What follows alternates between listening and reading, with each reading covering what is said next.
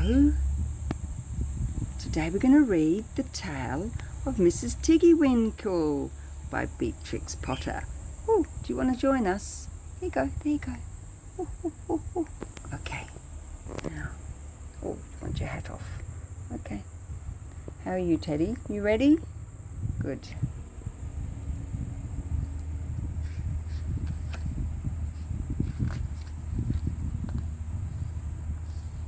There's Mrs. Tiggy-winkle there with her iron. Oh, look at those spikes. She's a hedgehog. She's an English hedgehog.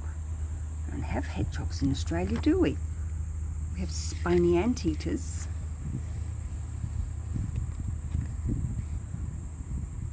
And where do they have porcupines? Anyway, they're all very similar creatures. Do you think they're like Mrs. Tiggy-winkle? Do you think they like to keep things clean? Bright and clean, bright and clean. This one's for my little sister, Louise.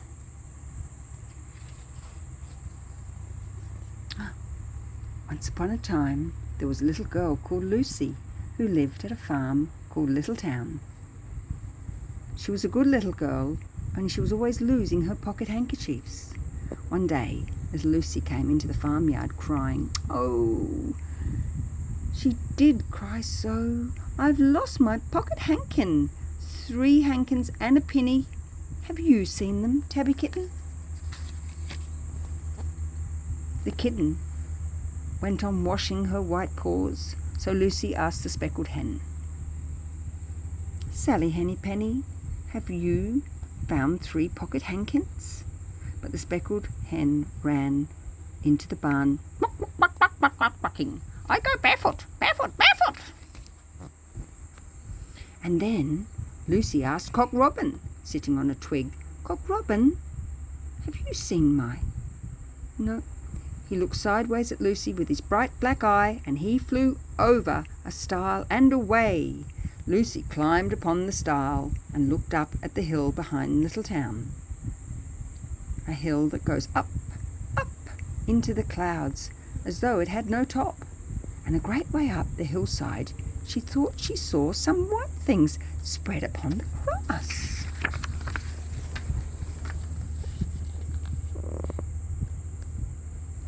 Lucy scrambled up the hill as fast as her stout legs could carry her. She ran along a steep pathway, up and up, until Little Town was right away down below. She could have dropped a pebble down the chimney. Presently, she came to a spring, bubbling from the hillside. Someone had stood a tin can upon a stone to catch the water. But the water was already running over, for the can was no bigger than an egg cup. There it is. There it is. And where the sand upon the path was wet, there were footmarks of a very small person. Lucy ran on and on. The path ended under a big rock. The grass was short and green, and there were clothes, props cut from bracken stems, with lines of plaited rushes, and a heap of tiny clothespins, but no pocket handkerchiefs. But there was something else, a door straight into the hillside. And inside, someone was singing. Lily white and clean, oh, with little frizzles between, oh, smooth and hot, red rusty spot, never here be seen, oh. Oh! Lucy knocked once and twice. A little frightened voice called out, Who's that? Lucy opened the door. What do you think there was inside the hill? A nice clean kitchen with a flagged floor and wooden beams, just like any other farm kitchen, only the ceiling was so low that Lucy's head nearly touched it. And the pots and pans were small, and so was everything else. There was a nice hot, singy smell, and at the table, with an iron in her hand, stood a very stout, short person staring anxiously at Lucy. Her print gown was tucked up, and she was wearing a large apron over her striped petticoat.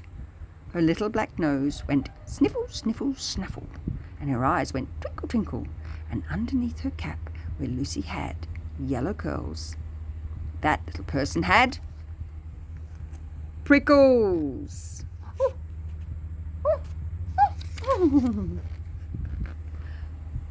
"Who are you?" said Lucy. "Have you seen my pocket hankins?" The little person made a bob curtsy. "Oh, yes, if you please, ma'am. My name is Mrs. Tiggy-winkle. Oh, yes, if you please, ma'am. I'm an excellent clean starcher." And she took something out of the clothes basket and spread it on the ironing blanket. "What's that?" said Lucy. "That's not my pocket hankin." "Oh, no, if you please, ma'am. That's a little scarlet waistcoat belonging to Cock Robin." And she ironed it and folded it and put it to one side.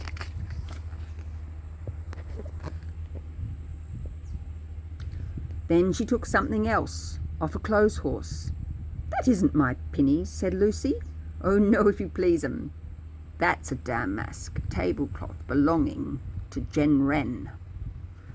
Now, look, it's stained with currant wine. It's very bad to wash," said Mrs. Tiggy-winkle. Mrs. Tiggy-winkle's nose went sniffle, sniffle, snuffle, and her eyes went twinkle, twinkle, twinkle, and she fetched another hot iron from the fire.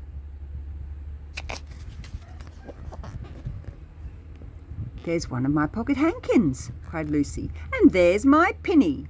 Mrs. Tiggy-winkle ironed it and goffered it and shook out the frills. "Oh, that is lovely," said Lucy. "And what are those long yellow things with finger gloves?" "Fingers like gloves." "Oh, well, they are. They're a pair of stockings belonging to Sally Henny Penny.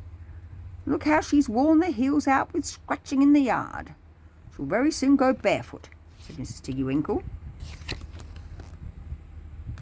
"Why, there's another hanker-sniff. But it isn't mine, it's red." "Oh, no, if you please, 'em. That one belongs to old Mrs. Rabbit, and it did so smell of onions, but I've had to wash it separately. I can't get out the smell. There's another one of mine," said Lucy. "What are those funny little white things?" "That's a pair of mittens belonging to Tabby Kittens. I only have to iron them. She washes them herself." "There's my last pocket hankin," said Lucy.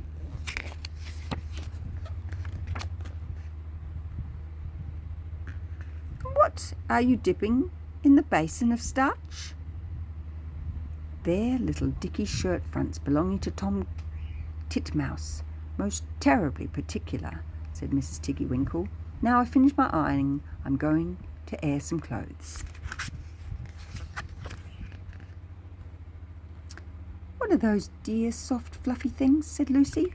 "Oh, these are woolly coats belonging to little lambs. Will their jackets take off? Will their jackets take off?" said Lucy. "Oh, yes, if you please, 'em. Look at the sheep mark on the shoulder. And here's the one marks for Gates Garth, and 3 that come from Littletown. They're always marked at washing," said Mrs. Tiggy-winkle. "Oh, those sheep, they just jump around and get their little fleeces dirty, don't they?" And she hung up all sorts of sizes of clothes, small brown coats of mice, and one velvety black moleskin waistcoat, and a red tail coat with tail belongings to Squirrel Nupkin, and very much shrunk blue jacket belonging to Peter Rabbit, and a petticoat not marked that had gone lost in the washing, and at last the basket was empty.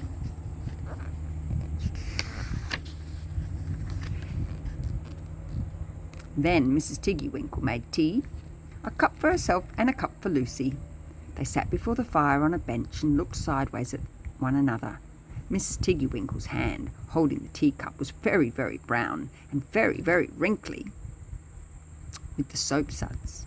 And all through her gown and her cap there were hairpins sticking wrong end out.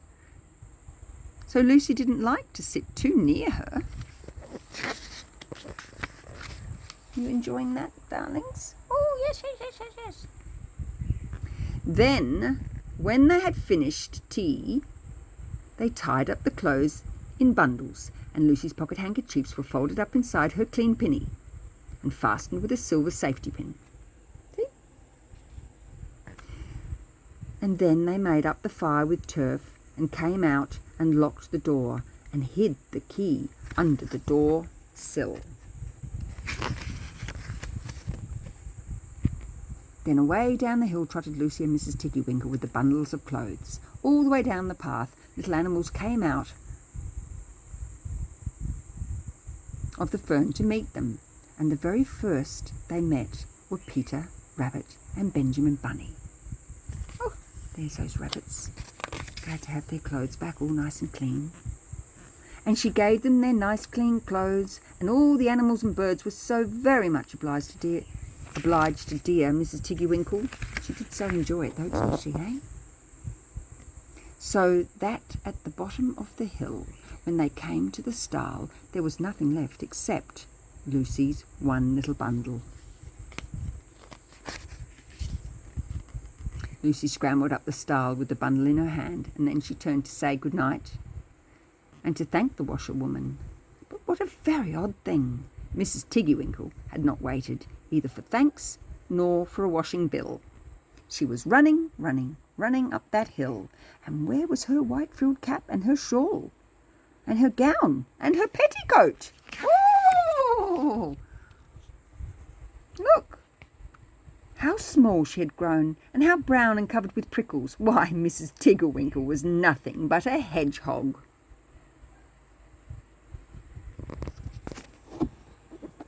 Now, some people say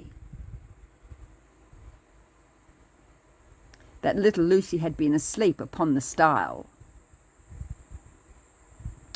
But then how could she have found 3 clean pocket handkins and a penny, pinned with a silver safety pin? And besides, I have seen that door in the back of the hill called Cat Bells, and besides, I'm very well acquainted with dear Mrs. Tiggy-winkle. Bright and clean, clean that you have never seen. Things have never ever been so bright and clean.